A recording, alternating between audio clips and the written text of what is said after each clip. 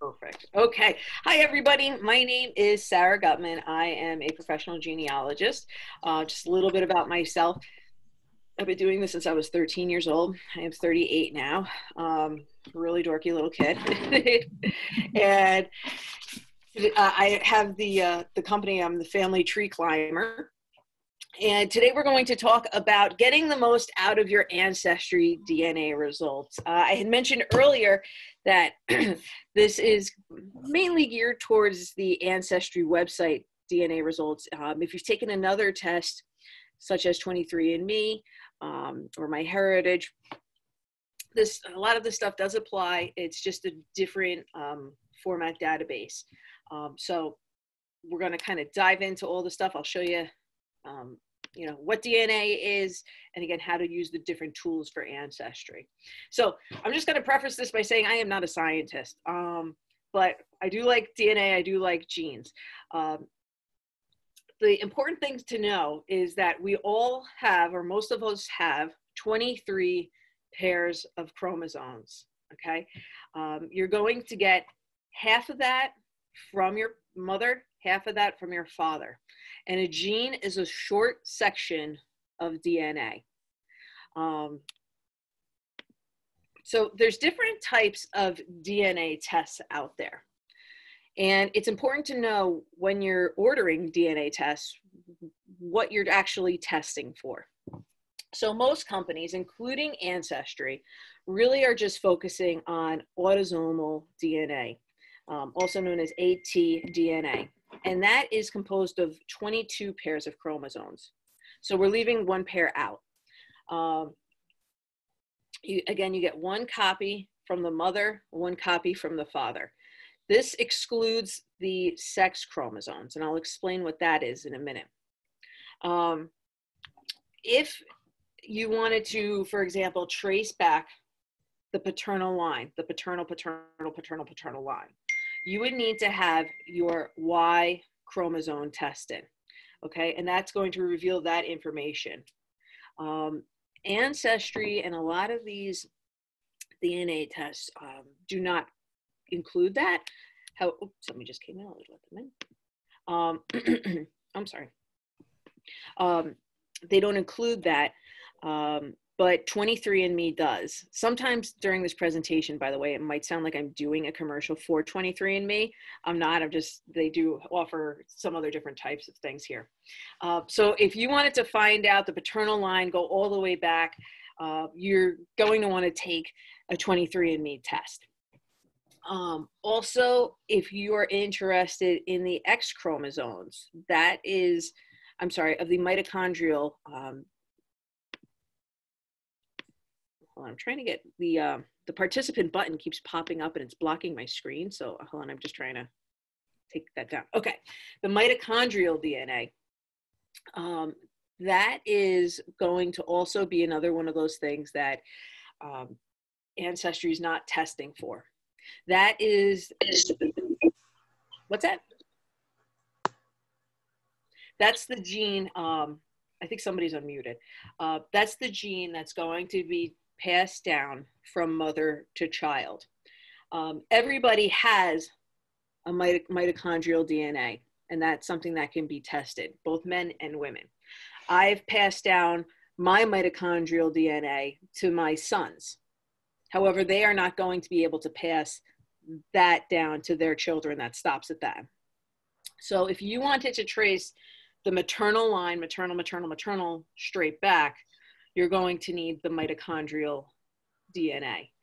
I had my son test for 23andMe, and we followed the mitochondrial DNA back, and this is so stupid, but we're related to like the cheese man and all this guy, the cheese man from Ireland and his descendants. And I was like, okay, like I love cheese, but that's a little bit boring. and we found out from the Y chromosome that he's in the same haptic group as Alexander Hamilton. So they were really excited about that. No direct relationship, but still at some point, they all shared a father at some point. So that was kind of cool. So if you're interested in something like that, you're not, you're not going to be able to find that with Ancestry. So why are we studying DNA with genealogy? What's the point of that? Well, DNA can help us do a bunch of things. It can help us confirm relationships, and also question relationships, which is one of the things that unfortunately a lot of people are getting these surprises. We call them non-parental events, NPE. If you ever hear somebody talking about an NPE with a DNA test, that means they got a surprise. So the confirming relationships, that can go back anything, you know, as quickly as a parent, a sibling.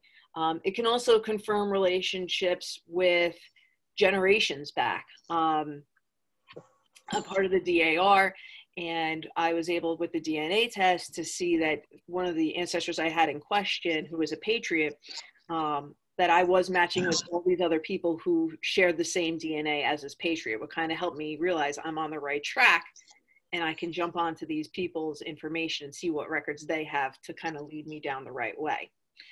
You can also find new relatives, well, not, you know, new to you, new relatives, and connect with them.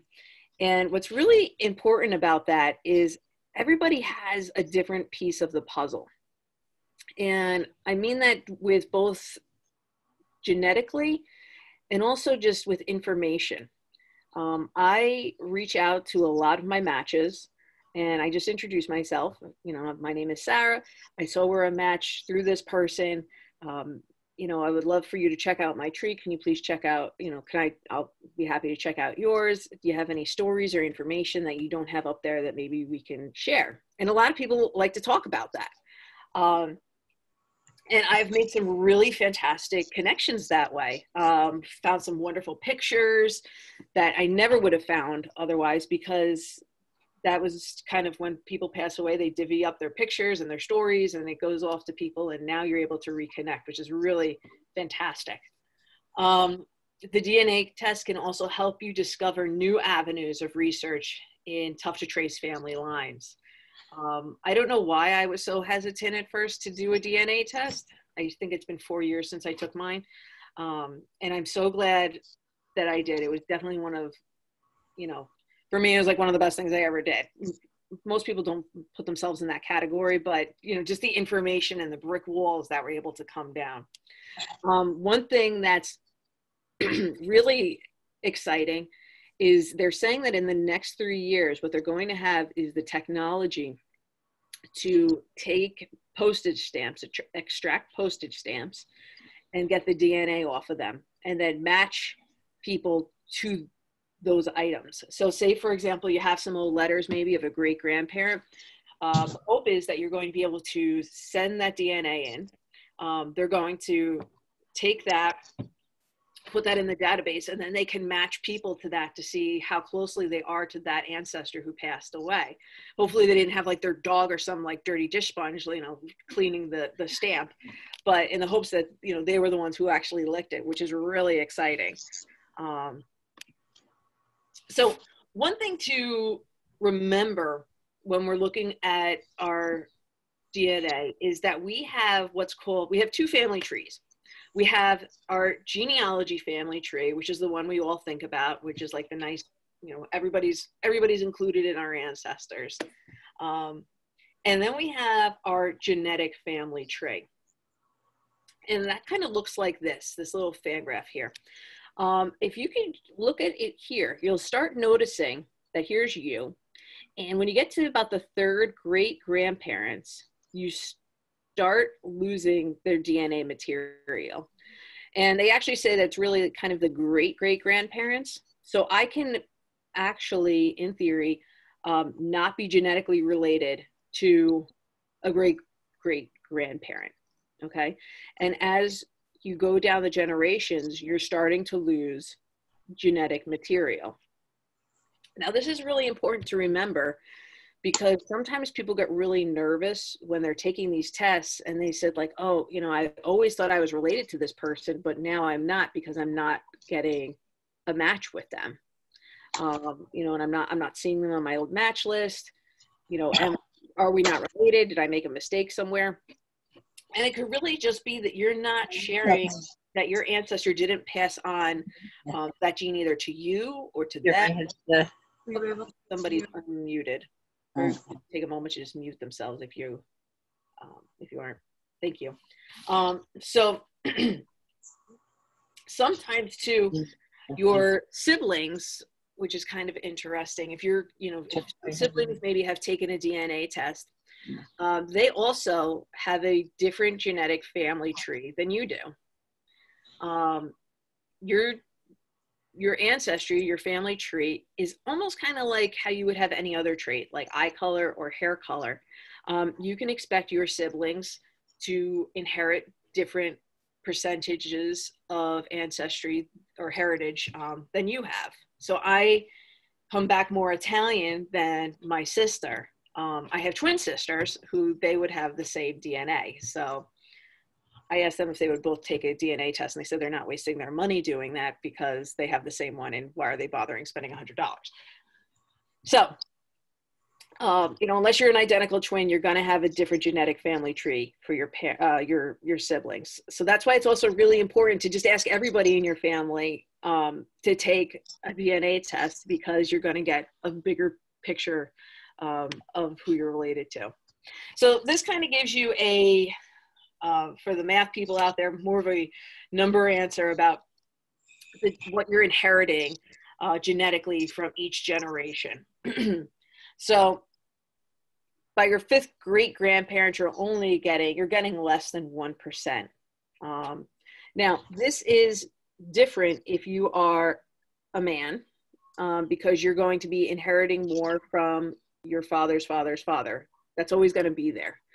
And same thing with ladies passing on their mitochondrial DNA. There's always going to be that connection with the mother's side. That's also sometimes called like the umbilical cord gene. So when the results come in, anybody want to take a guess? You know, if you're not expecting any type of surprises, where's the first place that most people are going to look when they get their ancestry results in? What section? Feel free to jump in and say it, or put in the chat.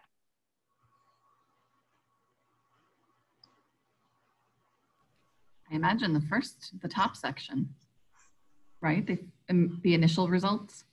Yeah, like which part? Like the cousin matches, or the heritage part? Yeah, the heritage part. Yeah, the heritage part. Yeah, usually people go for the heritage part. Okay, so most people jump right to the heritage part. And I'm going to actually screen share in a second, because one thing that you're going to notice is your heritage keeps changing. And it changes about every 5 months. And this can be really frustrating. Yeah, because you're like, why? You know, so I'm going to just screen share here. I want everyone to just kind of take a notice here. So it has me as France, Germanic Europe, Italy, you know, all these things here. Okay, so I'm going to just stop screen sharing for a second, and I'm going to screen share over to what it currently is telling me now, which is, I think it's this one that I want. Okay, so right now, here's me. And now it has me as, sorry, my internet's being super slow today. I don't really know why.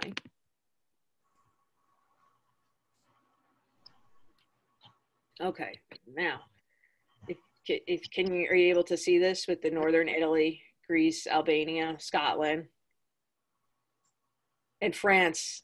Remember before France, for some reason, just popped up and it was the highest one. Now I'm only 3% French. So I think a lot of times people look at something like this and they're like, this is bogus. Why did I just spend all this money for this? Why does my ancestry keep changing on me? Obviously, these people are dead. They're not moving around. What's the big changes? Before I go into that, I want you to also just kind of check out down here where you'll see the additional communities. I'm always pegged in the Pennsylvania settlers, that one. And I'm just going to go back a second here because I want to go back to my other spot.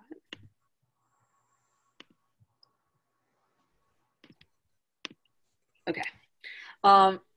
What happens is when Ancestry first started with the DNA back in 2012, they were only testing 22 possible regions.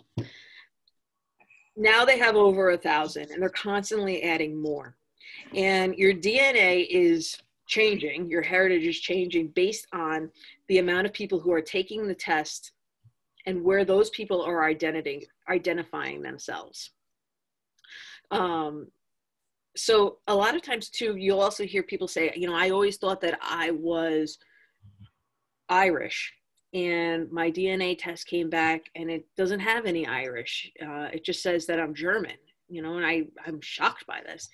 Well, one of the things you have to find out is, did Ancestry or whoever you're testing with, did they actually test that region in Ireland? So sometimes people, they don't even test a certain region. So it's going to come back that you're something else. Now, an example of this is if you were to test with Find My Past.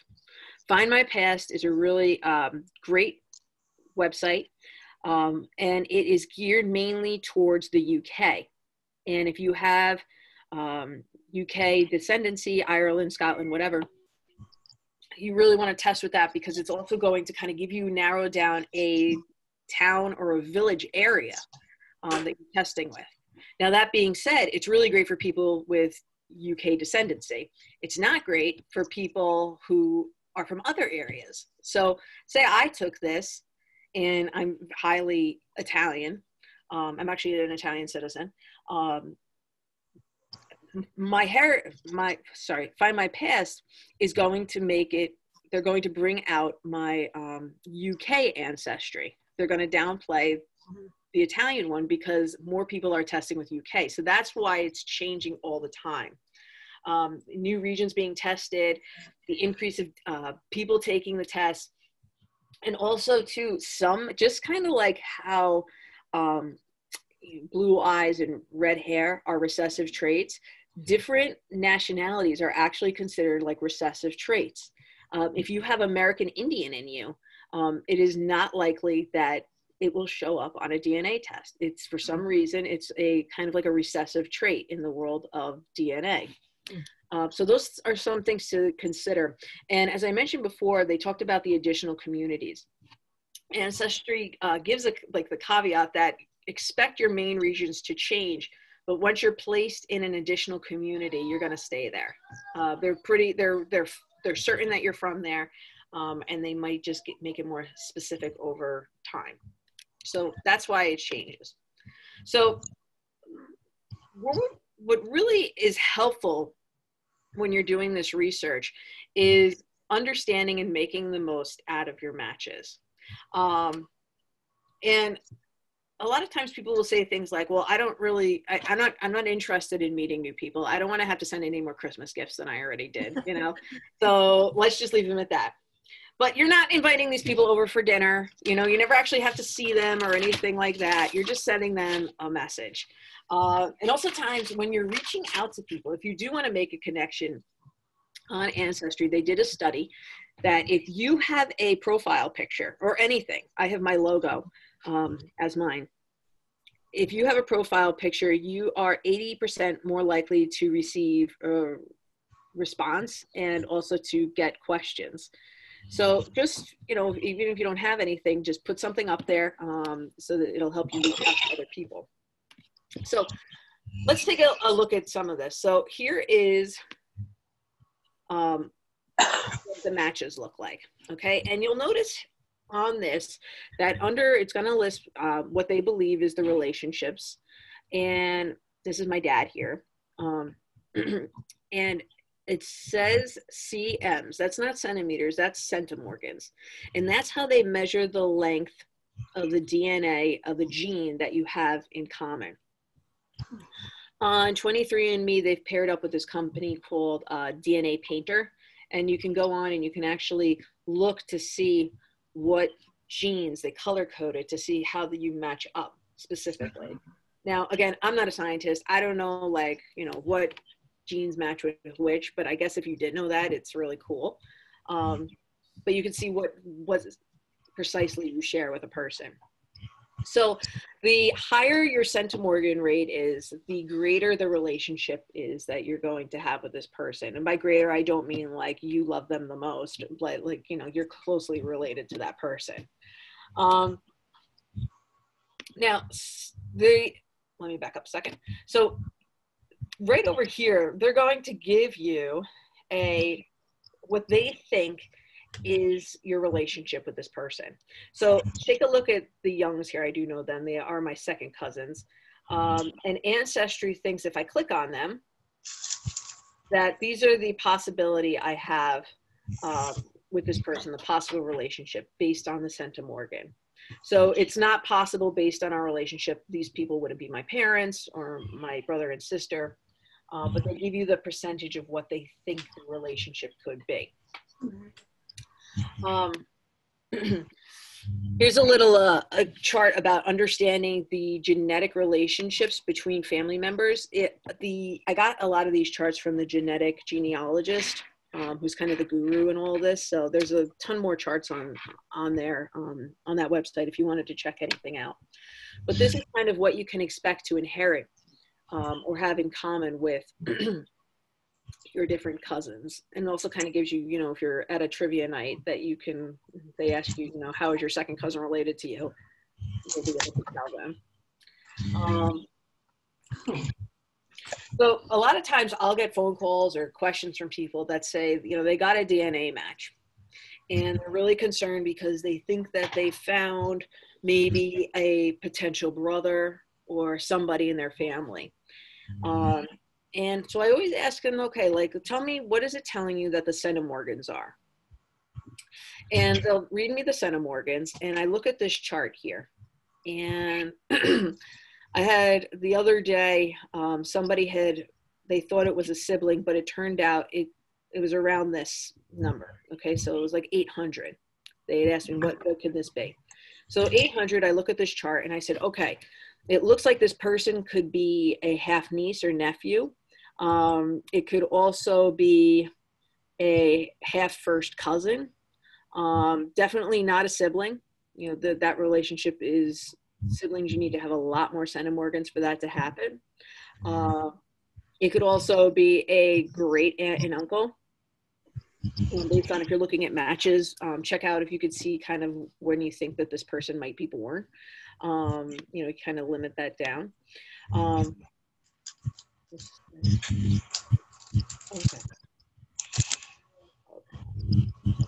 Okay. Oops. Marlene, did you need me to can I put you back in as a host or no? Okay, you're good? Okay.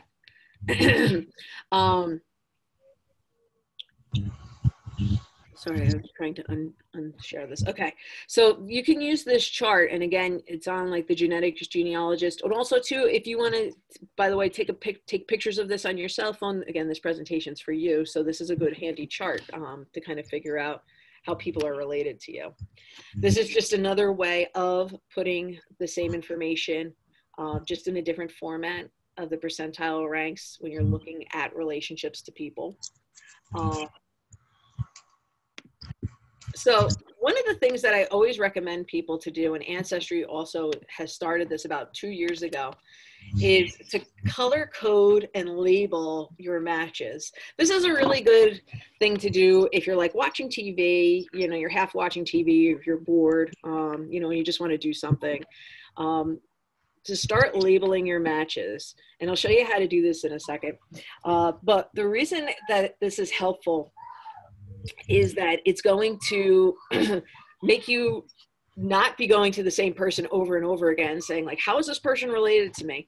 And it's also going to help you understand how other people are related to you who you're not really quite sure of.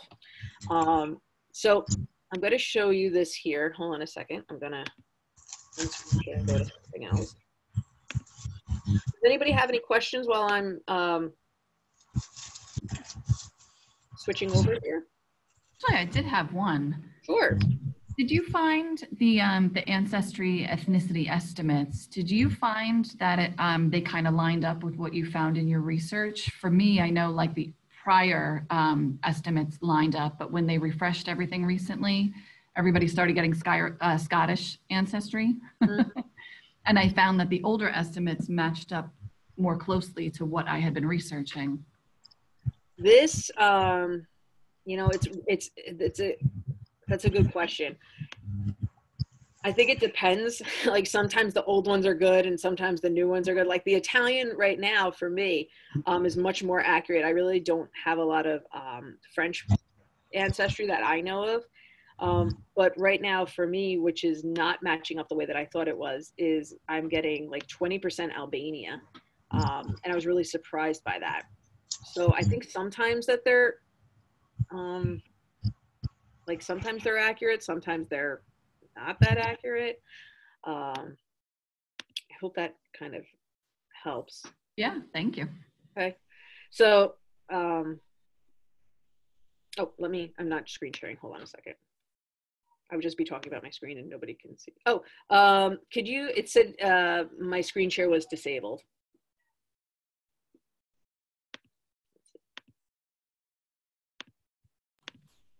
Okay. It went off when you switched to the adult department 2 as the host. Oh, okay.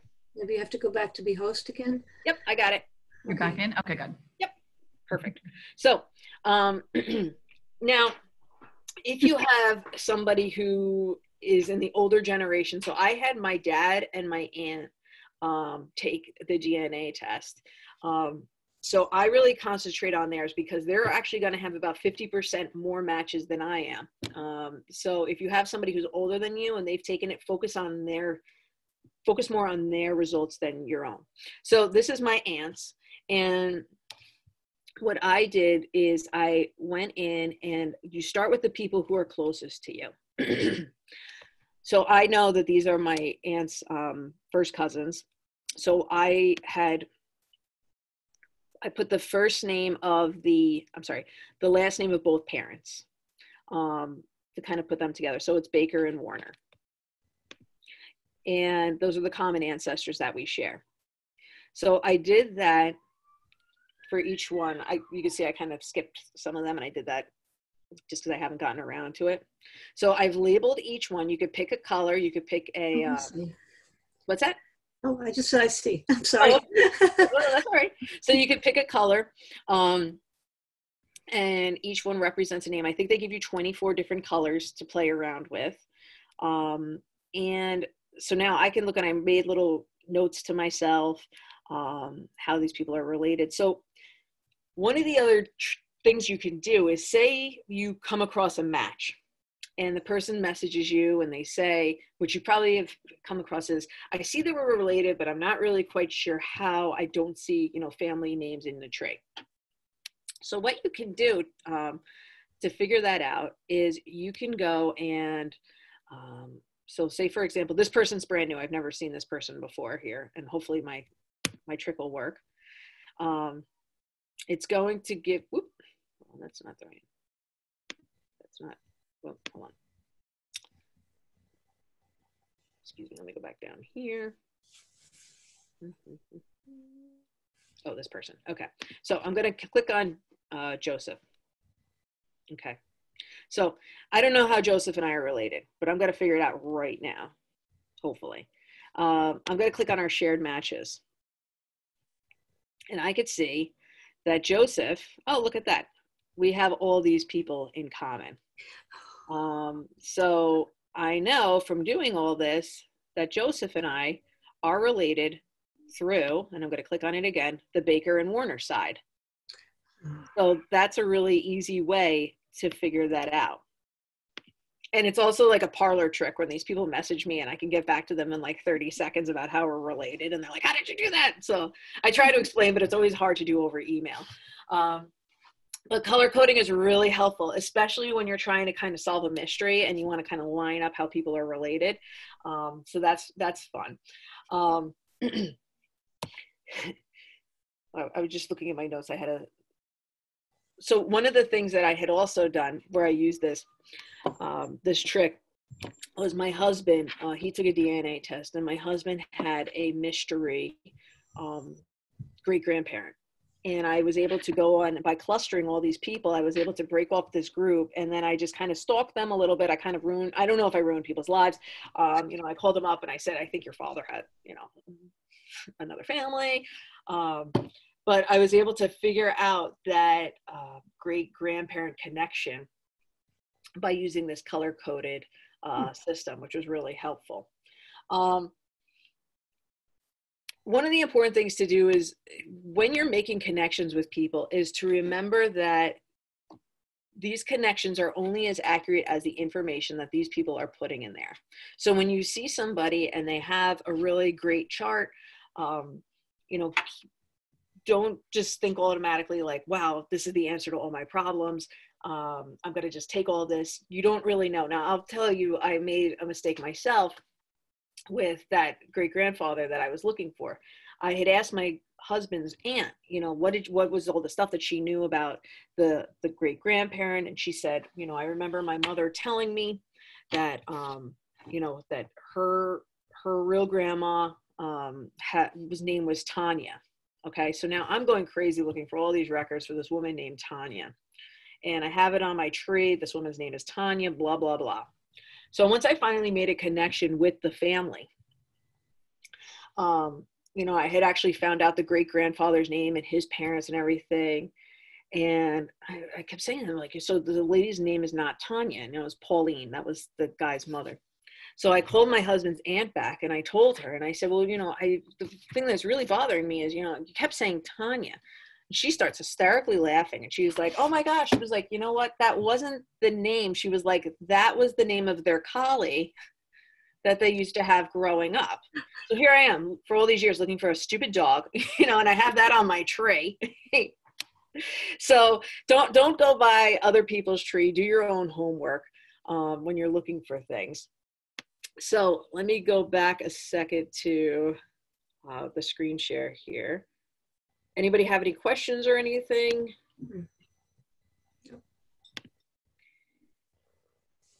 Okay, so, and play from current slide. Okay.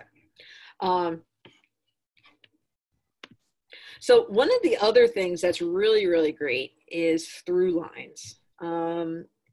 Has anybody used Thrulines? Feel free to just say yes or no, or. Oh, I have not. Okay. I've tried it. Okay. You know, it looks pretty good, but I had kind of something going on in my tree with my mother that was throwing things way off. So I have to get back to it and see if I've figured it out. Yeah, the more that you have with Thrulines, and I'll show you how to use this. Thrulines is a really great tool for finding out potential ancestors. And it's the more that you put into your tree, the better matches, the better accuracy you're going to have.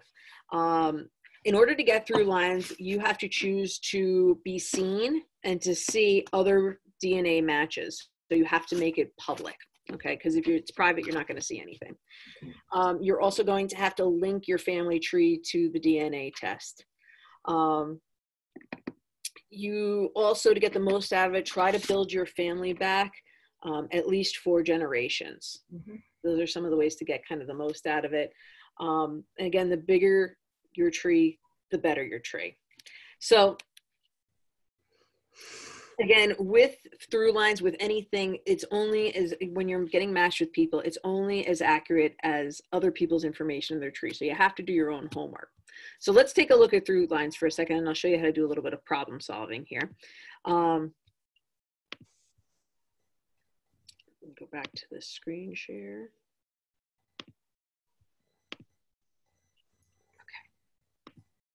Okay.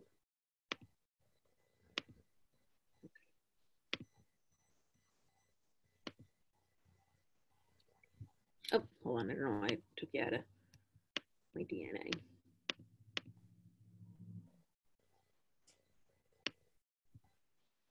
Okay, so before this, Thrulines actually replaced if you're familiar with Ancestry, they used to have like these intertwining circles.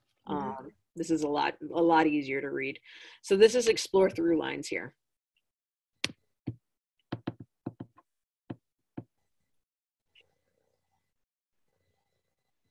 So these are my parents. This is not, I put all this stuff on here. So these are my parents. These are my grandparents, my great-grandparents. It's going to show me now, as I'm scrolling over people, it's going to tell me this, how many other people are match them in their tree. Now my father, he's going to have more matches than I will, because he's going to connect with more people. And as you go down, it's going to start giving you potential ancestors. I have to go down a bit. And you can see that in, here you go. In this green, they usually, a lot of times they'll be in a green box or a dotted line. Like you see here, this is a potential ancestor. Somebody else has an image for that. Now with these potential ancestors, don't take this again as the absolute truth. It could also be a cousin or an uncle maybe that you're related to. You're looking at the Center-Morgan relationship. It's what they think that you are related to it. So this guy, Bernard or Brian Harkin, I could click on him and it's going to give me how they think that I am related to this person. And what I'll do then is I'll usually message this lady, looks lovely.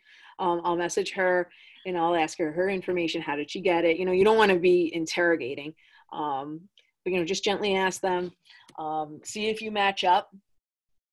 Those are some things to do. You can also use Thrulines to kind of help you solve problems. So I'll show you an example of this. My husband, I'm going to go to his Thrulines for a second. My husband had a great-great-grandma who we weren't sure where she was coming from, because half the documents that we found were saying she was Irish and the other half was saying that she was German. So what I did was I went on Thrulines, and I'm just loading it here. It's my husband's side. And I'm looking for Jenny Bell. If I go past her, it's just shout it out.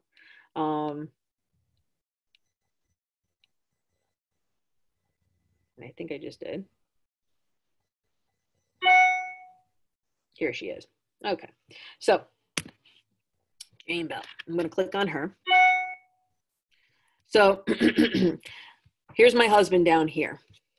So what I'm going to do is I'm going to look at the other people that have connected themselves to Jane Bell. So I'm going to click on this. And I'm going to look at our shared ethnicity. So my shared ethnicity is coming up. Oh, this is interesting. Our shared ethnicity last time was just sharing Ireland. It was never sharing Germany. But it was always Ireland before this. So it's showing me that we're sharing a lot with the Ireland descent for here. Okay, this one also is sharing German. I hate that this just got updated. Let's move it over here. Let's look at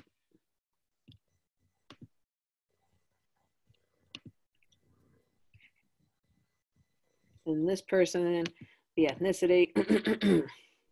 Much better. Okay.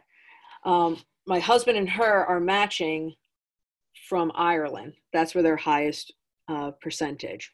So as I went through the tree and as I went through the members, it turns out that my husband was matching the other descendants in Jane Bell through the Ireland side.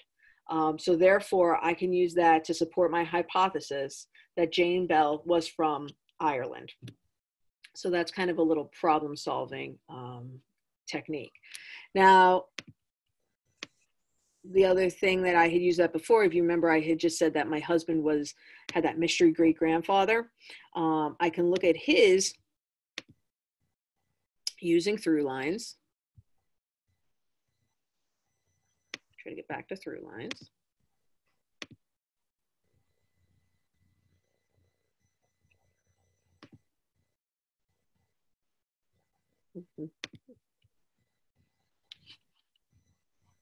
Okay, so here, go back to my husband.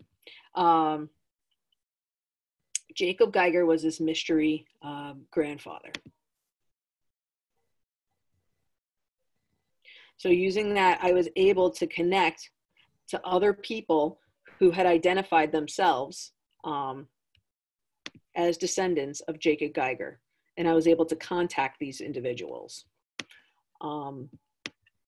Now, I had contacted these individuals before Thrulines came out using that color coding system, but this kind of also just confirmed that, yes, these people are related through this way, like your research was correct.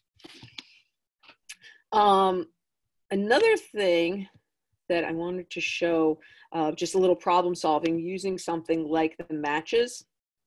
I'm going to go back to the matches. Now, one thing that was coming up was my aunt, and now with this new update for Ancestry, she was coming up that she had Swedish ancestry, and I didn't know where that was coming from. So what I wanted to figure out was what side was this Swedish coming from? And I went through all her matches, or a lot of them at least, and I made a note of we have a Swedish connection, and I kept going down and down and down. And I was able to find as I went down, and at some point it kind of led itself to believe that this family that it's following on is the Baker line, okay, the Baker-Fox line. It was the people who were connecting to that branch. This guy, John Baker, was saying that he was from England. And I was watching some history thing with my 6-year-old son, and they did this whole segment about how the Vikings came and they took over parts of England and they raided it. So I was like, I bet I'm a Viking, you know. I was really super excited about that. So, you know, that kind of explained like why I couldn't find anything from people coming over from Sweden. It was probably maybe at some point there was some type of invasion, you know, people got together and had a baby, and now this person's carrying down the Swedish ancestry. So think about that, like border crossings, think about invasions, you know, what was going on in the world during the time. Know your history, because that's going to help you kind of settle, all right, this is how I'm getting this unexplained nationality. Now, one of the other things that Ancestry has recently added, and it's kind of good, it's kind of bad based on your experience with things like this, is what's called Story Scout. And Story Scout's really good if you're like starting your family tree. It's part of the DNA thing, and it's saying that based on this information, we think we found certain records for your ancestors. Really good jumping off point for people who are doing the DNA. What I hate about this is where it starts giving you some accurate information, starts taking like leaps and bounds. It's going to tell you famous people we think you're related to. So here I am with, I'm going to click on it. It thinks that I am related to Abraham Lincoln. Now that sounds really exciting, right? Abraham Lincoln, awesome. If anybody has ever, I started with Ancestry kind of like when the company first started, and they used to have the famous people that you're related to. And it told me I was related to Audrey Hepburn, Tom Thumb, which explains why I'm not 5 feet tall yet. You know, all these people, you know, and I was so excited. Yeah. So here I am, like the circus midget, and this explains it, you know? So, and as I got older and I'm doing the research and I'm like, no, that's not true. That's not true. People get really excited sometimes, and they just think that they're like related to these famous people because they have like the same last name or whatever.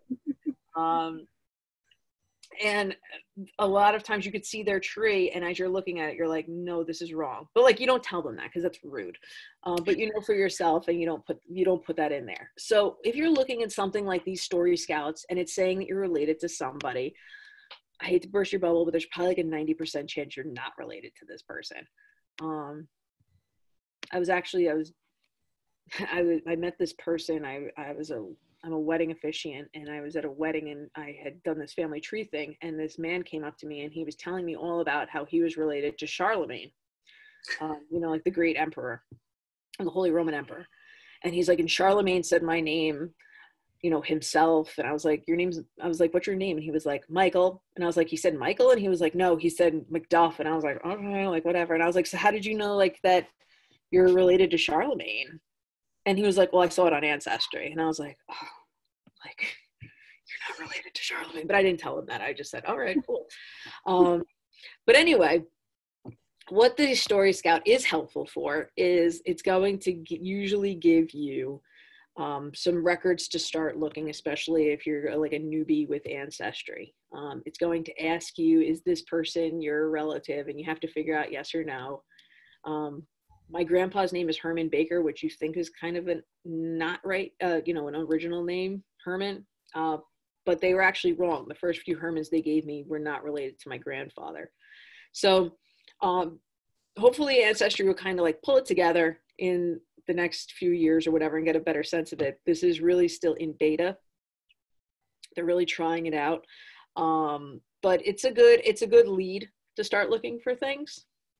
So, and you can also, in addition to, if they don't give you ancestors, you can start adding ancestors and just saying you want hints for that. You can also, another easier way is you can just go on Ancestry, whether it's yours or the libraries, and just do a search for their names. That's pretty much the same thing. This is pretty much just giving you the hints, those shaky leaves that they think you might be related to. I think we covered everything. Let me just check. Yeah, I think we're pretty much everything. What questions do people have? I'm happy to field any questions or. I don't know enough to ask anything. Okay. But this was very interesting. Oh, thank you. Very, very. Here is if anyone's interested, I do. Yeah. And I think we have some one-on-one appointments that we're going to be doing, Marlena. Is that right? I think we hadn't talked about that yet, but yeah, we'll definitely schedule some things for the winter. Okay. Yeah, we're working on scheduling, I think January and February or something around there. You know, if anybody has any questions or anything, this is my website and my email. You know, and I'm always happy to help people. You know, I think we're setting, like you said, I think we're setting up some one-on-one appointments. So if people had more questions, they wanted to dive in more, we'd set that up and talk about it. Yeah. Thank you. Sarah, I actually have a couple of really quick questions. Sure. I hope. So, as we were doing this, I was trying to follow along on my own Ancestry account, and I opened up the DNA for the first time in a long time, and obviously it changed. Mm-hmm. So, are the major changes, and I know they've been talking about it, is it really just the expansion to 1,000 communities? Because it looks like it's gotten sort of tighter in its geographic makeup to me. Right, it is, and they're expanding. I mean, it was over 1,000 communities in February. You know, I don't know what they've done more, but they do test. They do go into specific communities. They were actually talking about how they were going into different parts of Africa and going into these smaller villages. And people weren't really into spitting in vials, but you know, they're trying to get a greater grasp of these smaller communities to be able to peg people with. Okay. I think, did I answer your question? Yes, no, that's good. Okay, okay. You talked a lot about 23andMe. Mm-hmm. I mean, do you do both? I mean, is it, I mean, my concern before taking the DNA test was, you know, it's all about having your DNA out there, privacy, things like that. But once you've committed to that, which if we're watching this, we probably all have, right?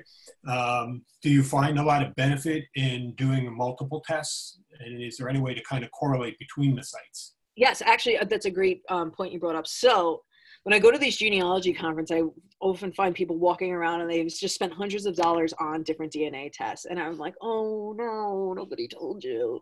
What you can do with these DNA tests with like Ancestry is you can go, you only need one DNA test. And you can go and you can upload your results to different websites. And a lot of times you could do that for free. And then they'll make you, you know, if you want to see your matches, it's usually like $30. So you can go into Ancestry. You can go into your settings for DNA, right, and download your raw DNA. And it's going to take a few minutes, and then it's going to give you like weird letters and numbers and, you know, don't expect to understand it. And then you can go to a site like Find My Past or My Heritage, and you can upload those results. Now, all of these with privacy information is all, this is really a big thing that's important with these companies. And where the privacy starts kind of leaking out a bit is when people start uploading it onto GEDmatch. GEDmatch is that database that the police are going to be using. There was kind of a slip up with 23andMe at some point. Something got out there. I'm not really quite sure what, but they've fixed it after laying off like 23% of their staff, actually. So that's kind of where the privacy thing comes in. Now, Ancestry and 23andMe do not play nice together. If you want to take a 23andMe test, you have to buy it separately. And also with Ancestry, you can, though, take your 23andMe test and upload it to MyHeritage and Find My Past. You cannot do it to Ancestry. If you want some discounts, go on eBay. And people like myself go to these conferences and we buy tests for lower price, so usually half price. And then people will often go on eBay and they'll sell these kits. Obviously they're new, not used, because that's weird. But you can purchase these kits for like half the price. So go on eBay and you can get more if you want. So that's kind of how they overlap with each other. Okay, thank you. Interesting. The question is, do you have to have a paid membership in order to make a family tree with Ancestry? You do not need to have a paid membership.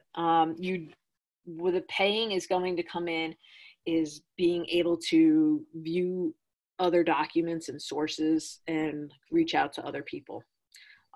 Actually, I think they do allow you to reach out for other people for free now. But sometimes people, if they don't have a paid membership to Ancestry, they'll just get like the month membership, like the basic membership, check their things out. And I'm a really big fan of getting things for free. So I will go on to, a source, even like the library, a record, I'll download it onto my desktop, and then I upload it onto my family tree and into my gallery. Because things in your gallery are always there, whether it's paid for or not. So that's a good way of doing it. Sure. Sorry, any pros, cons to the Mormon family search site? I No. started there, but I've really moved over onto Ancestry now. Yeah, the Jesus Christ of Latter-day Saints, they have a monopoly over all of this Ancestry stuff. They own Ancestry, they own Family Search. The idea for Family Search, here's the pros and cons, the big ones. Family Search is free because one of the big things in the Mormon religion is, I'm not a member of the church, but I have a lot of friends who are, is making connections with your ancestors and what's called taking those names to the temple for an ordinance and baptizing them for these ancestors. So a lot of church members, and they'll tell you this, they get really excited and they don't do their homework all the way. So they might find somebody, they might make a connection that's not really a connection. So they might have some false information on their tree. And the idea is to create this one world tree. So if you build a tree on on Family Search, it is now subjected to anybody making changes, editing, deleting it at any time. I was sitting next to a gentleman who deleted somebody else's tree and I wanted to like throw him on the ground and like beat him to death. But, I would get thrown out and, that's a weird thing to go to jail for. But it's, I have some stuff on Family Search, but I keep my master copy on Ancestry. And that's one of the things they talk about with in the world of genealogy is plant your tree in your own backyard and share branches. Don't plant your tree where somebody can just come in and chop it down. So that's my big thing against Family Search, but it has really great records. And I personally find it easier to search on their catalog because you can click on that map there. And by the end of 2020, the idea with Family Search is that all of the microfilm that's in the Salt Lake City library is going to be online. Not indexed yet, but image only will be available. So you can go to the library and you can look at those images. So that's a fun thing. Great. Thank you. Sure. Any other questions, concerns, or anything? Or I just want to add in related to family search. I had mentioned at the beginning of the program, but if there's anybody that joined in after, the Middle Country Library is a family search affiliate library. So there's kind of the next level up of records that, you know, you might do some searching from home and come across an error message that says that you have to be in an affiliate library to view this record. So that's us. You can come down and use one of our public computers and view the records that you were looking for. And then the next step up from that is to be in an actual family history center. And I think the only one right now, Sarah, correct me if I'm wrong, is Plainview. I don't even know if they're open right now. They've all, like, everything is, a lot of the I'm actually relying on a friend from Seattle right now to break into the family search thing because they gave her like their secret password. But all these other libraries don't have them right now, so. Okay. But I think the Terryville, there was a Terryville Family History Center, but I believe that one closed. Yeah, there's a whole bunch of them. You can go on, there's a map if you go on the family search website, and you can like look for your location near you and then call them because a lot of them are like, we're closed. Yes, yeah, during this time, I don't know if it was open. I did put some information in the chat, a couple of links to our, the library YouTube page, and we're gonna put this program on the YouTube page probably sometime tomorrow.